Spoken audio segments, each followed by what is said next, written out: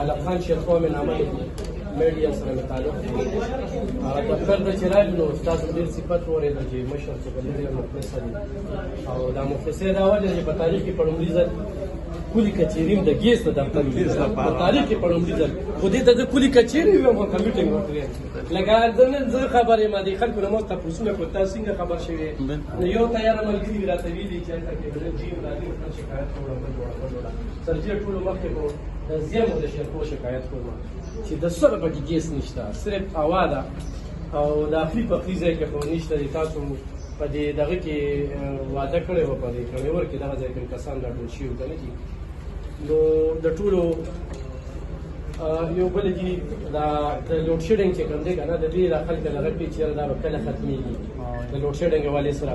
وربلینګ حوالې سره چې کوم دی ډېر زیات را روان دی په دې باندې دا ملګري خبرې کوي. خو د دې ملګرو نه چې دا کوم میټر یې روکې شوي دي نو خو دوی بیا 12,000 روپۍ لکه تاسو ورته د کیمرې ووایي نو 4 میټر ته کیمره شي چې دا به ډېره ګرانه شي چې دا ورته دغه لګوي. بل چې د سروس لاین چې کوم دی که نه چې لکه ډېرو خلکو د کاڼې د چا پکې خپې ماتې شوې چا پکې لاسونه مات شو کاندې مات ایستې دي اوس دغه نشته دي دي سامانونه پراته دي څلور کاڼې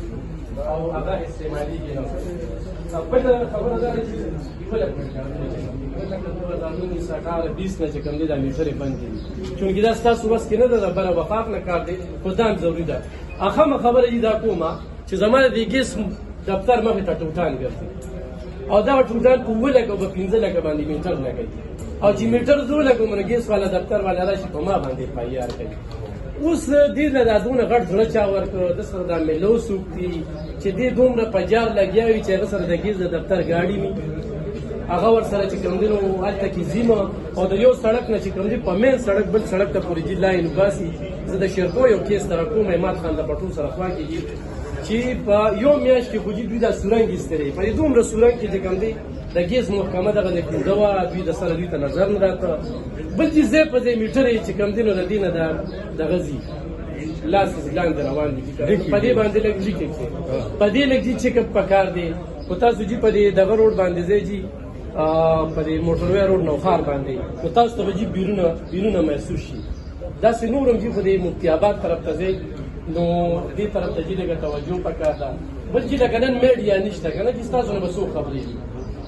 لکه کلي کچېري خو دې له زموږ نه شو ورکولی چې میټک دی که نه جي لکه ستاسو دا میسج چاته لاړ چې چاته څه شکایت دي ما ته ووایې نو زه ستاسو جي ډېره شکریا ادا کوم چې تاسو چې دلته کې راغلي یې زموږ د دې څو ملګرو چې کوم دي لکه ملازمین چې زیات دي شکایت کوونکي کم دي خو دا شکایت کوونکي چې کوم دي نو دا هم ډېر ضروري دي چې دا میټرې راغلي نو په دې چې دې خلکو د دې تګدارو کې او بل چې د زیمو د شیرکو نه پرشر دا خبرې چې دا لپاره راغلي. تاسو ماشاءالله ډېرې زیاتې